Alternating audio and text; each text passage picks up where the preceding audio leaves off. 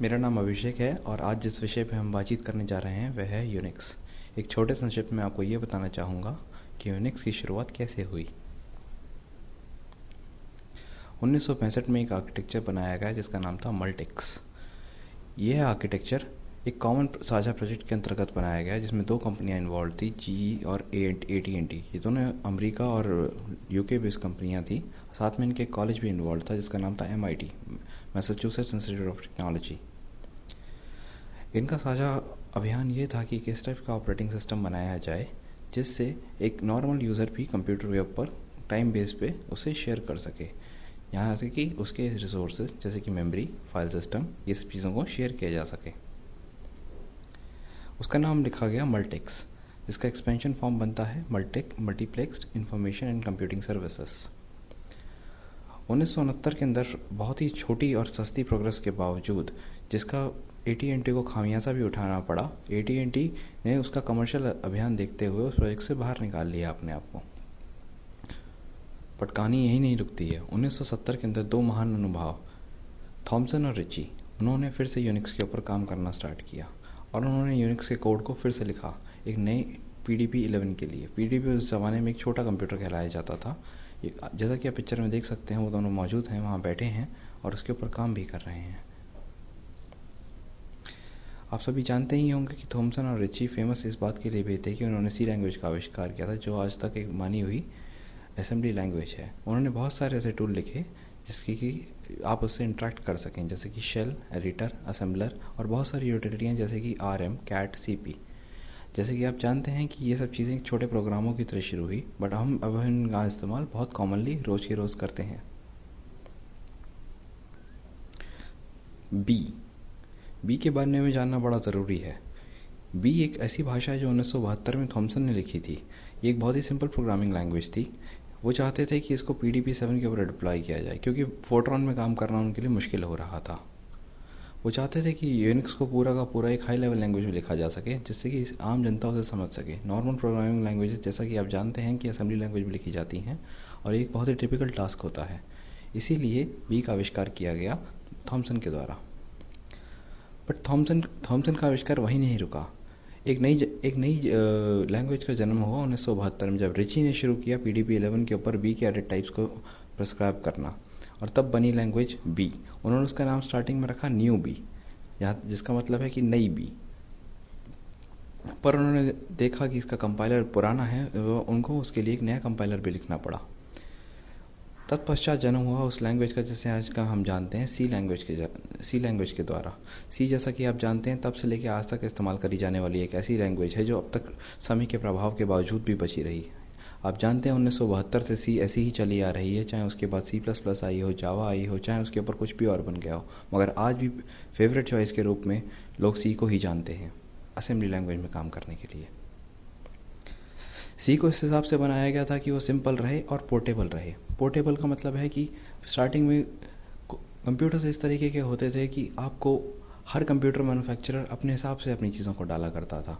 हर एक का अपना तरीका था उसके अंदर सॉफ्टवेयर को इंस्टॉल करने का। तो सी एक सबको एक कॉमन प्लेटफॉर्म पे लाने के लिए इस्तेमाल हुई स्टार्टिंग में।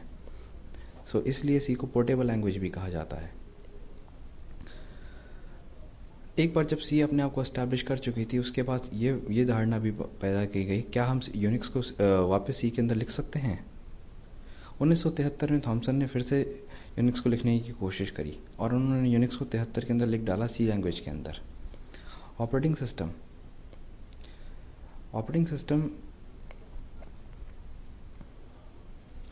सिस्टम उस ज़माने में हार्डवेयर डिपेंडेंट कोड के ऊपर लिखा जाता था। हार्डवेयर डिपेंडेंट कोड का अर्थ है कि ऐसे प्रोसेसर, ऐसी मेमोरी और ऐसा इस्तेमाल कोड का जो कि फिक्स हुआ करता था उसी कंप्यूटर के लिए। यदि आपको कंप्यूटर को चेंज करना हो तो आपको फिर से उसका कोड लिखना पड़ेगा। ये बहुत ही मुश्किल टास्क हुआ करता था क्योंकि ये लैंग्वेज बहुत ही लंबे प्रोग्राम लिखने के काम आती थी। लैंग्वेज लंबे होने की वजह से लोगों को बहुत दिक्कतें आती थी किसी भी प्रोग्राम को एक जगह लिखने के बाद उसे दूसरी जगह पोर्ट करने में। इसलिए सी में उसको दोबारा लिख करके उनको छोटा बनाया गया। सी हालांकि अच्छी लैंग्वेज मानी जाती थी उस ज़माने में, मगर वो हार्डवेयर के साथ भी उतनी ही फ्रेंडली थी।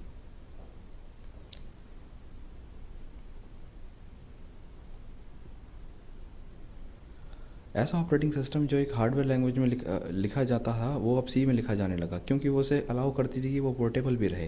यहाँ इसका अर्थ है कि अलग अलग टाइप के कंप्यूटर और अलग अलग टाइप के कंप्यूटर मैन्युफैक्चरर्स, मोटरोला, ज़ायलॉग और इंटेल, जो उस ज़माने में अपना हार्डवेयर लेकर के आ रहे थे और आज तक भी लेते आ रहे हैं, उनके ऊपर सी चल सकती थी। यूनिक्स का फैलाव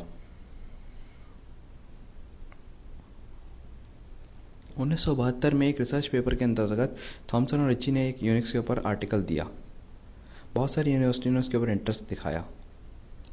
AT&T ने यूनिक्स के लाइसेंस को एक मॉडेस्ट फ़ी के ऊपर रखा था। मॉडेस्ट फ़ी का अर्थ है कि उन्होंने स्टूडेंट्स के लिए इस लाइसेंस को फ्री जारी कर दिया, और अगर आपको रिसर्च और डेवलपमेंट करना है तो उसके लिए बहुत ही सिंपल और हल्की फ़ीस रखी गई।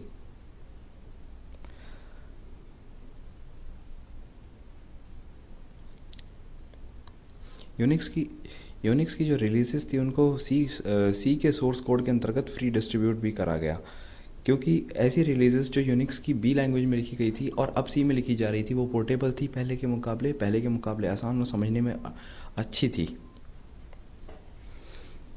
1970 के आते आते 500 साइटों पर यूनिवर्सिटियों में यूनिक्स इंस्टॉल कर दिया गया था, और यूनिक्स सक्सेसफुली चल रहा था इन साइटों के ऊपर। 125 यूनिवर्सिटियाँ उसके अंदर इन्वॉल्व थी।